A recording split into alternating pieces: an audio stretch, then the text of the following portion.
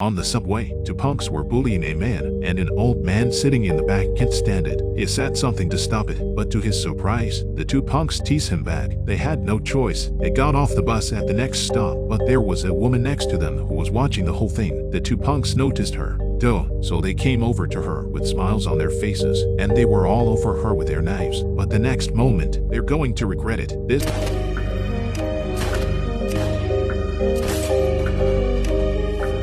woman's name is Jenny. She was a TV presenter. She has a stable job and a happy family, especially with a husband who loves her. One day, they went out to walk their dog as usual, but they ran into trouble in the tunnel because the dog was not on a leash. In the tunnel, he was caught by two punks. They asked the couple for favors. Not only that, one of them made a pass at Jenny with a cell phone. The husband didn't want any trouble, so he took all the money he had, but they weren't satisfied. They wanted the couple's wedding rings. They kept on provoking her verbally. The husband couldn't stand it any longer and had to fight, but they were no match for them. Jenny tried to help, but she was beaten to death. Her husband was beaten so badly that he couldn't move. Jenny tried to stop them with her pain, but she was slammed into the wall by the gangsters. When she woke up again, she found herself in a hospital bed. Her husband had died. After learning the news, Jenny was devastated. She couldn't accept that her husband was gone. Such a heavy blow. When she was questioned by the police, she couldn't even remember what it was like to be a gangster. A month later, Jenny was discharged from the hospital and returned home, looking at the familiar things in the house, but only one person was missing. She was devastated. She locked herself in her room all day. She woke up every night with nightmares. To get rid of the horror, that day, she finally found the courage to leave the house. She was terrified all the way home. She felt that everyone was a bad person. Soon she arrived at the police station. She asked the police officers about her husband's case, but the officers was very cold. He just gave her a few words. He told her to wait.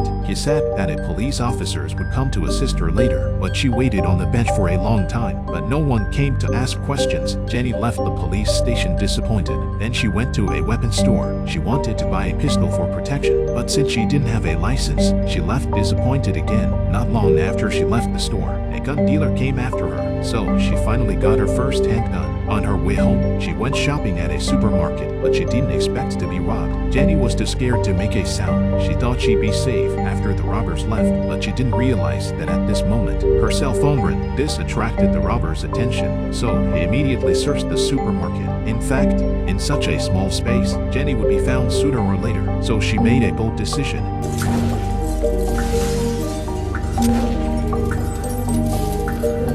After killing the robber, Jenny immediately took away the supermarket surveillance hard disk. Then she quickly left the place. He was panicked the whole way. He was terrified. When he got home, he threw off his shoes and rushed to the bathroom. At the same time, the police arrived at the supermarket. Officer Jack decided that the murderer must be a novice. That's why it took 3 shots at close range to get one hit. At this time, calm down, Jenny recalled that moment just now. She had a feeling of great pleasure. She had regained her self-confidence, so she threw away her psychotropic medication. She decided to fight for good in her own way. Then on the subway, the opening scene happened. This time, Jenny was ruthless and bold. She didn't hesitate for a second, and Ted, who was in charge of the case, drew the comparison of bullets. He confirmed that the supermarket robbery was committed by one person. After returning home, Jenny looked in the mirror and realized that her hands were not shaking, so she had a bold idea. She went back to the subway scene. She wanted to see how the police were handling the case, but to her surprise, Jack noticed Jenny's unusual behavior, so he stopped her for questioning. At that moment,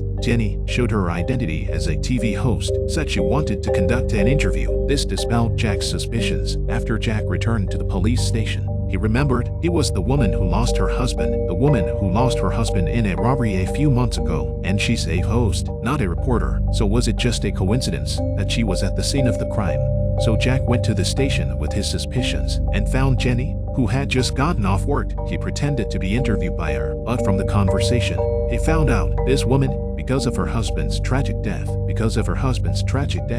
she had already planted a great hatred for crime in her heart. Jack was keenly aware of all this. He promised to find her husband's murderer. On the way home from work, Jenny walked alone in the dark of the night. She didn't hurry home. She took a detour down a quiet road. She wasn't the least bit scared. She even expected something to happen. And sure enough, she was stopped by a punk. She came to the car. She found a dying girl in the back seat, so she got into the car. She soon realized that the girl was being held hostage. She then pointed her gun at the gangster and ordered him to hand over all the money to the girl. I didn't realize that just after they got out of the car, the man drove his car into them. Jenny also sensed the danger. After pushing the girl away, she decided to shoot the man. After the man was shot, the car lost control and crashed into the girl. Then the car rolled over and fell into the ditch. Jenny rushed over, seeing that the girl was seriously injured, so she called an ambulance. She hid in the shadows and watched. The next day, the police announced the results of the investigation. The murderer and the Subway supermarket were the same person. Jenny was in the interview team. When she got back to her office, she heard in the elevator there was a lot of talk about the murders in the past few days. Everyone was in favor of this act of justice. Even on the radio program, the audience interviewed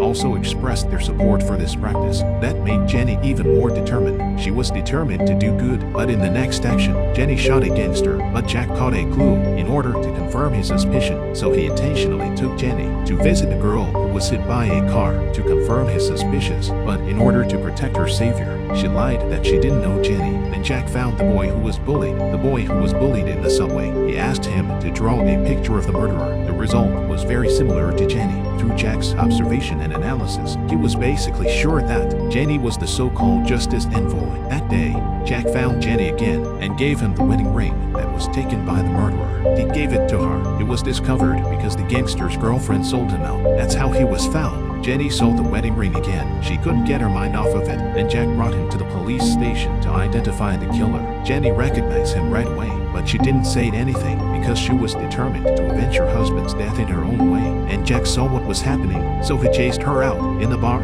he implied that Jenny should let go of her hatred and give the police what they should do, but Jenny didn't budge. She went through the clues. She quickly found the gangster's girlfriend's house. She tried to get her to tell her where he was, but the gangster's girlfriend rejected her. Jenny thought she had lost the lead, but soon after, she received another message on her cell phone. The girl sent me an address and a video, and in the video, she and her husband were attacked. Jenny watched the whole thing with tears in her eyes. It really hurt her. This time she was even more determined. No matter what, she had to get rid of this group of scum to avenge her husband's death. So she sent the video to Jack. She went to the place where the gangsters were hiding, and there she found her dog and her husband's killer. When the gangster asked her questions, Jenny killed him with a single shot, but the sound of the gunshot alerted the others. But Jenny, through her dog, Jenny quickly discovered the gang's lair. She shot another one in the dark. Then she moved on. In a warehouse, she was suddenly attacked. Then the gangster strangled Jenny with a stick. In a moment of desperation, Jack suddenly appeared. As he shouted a warning, the gangster finally threw away the stick and surrendered. And Jenny picked up the gun on the ground and tried to kill him with her own hands, but Jack stopped him just in time. But what he did next was very unexpected.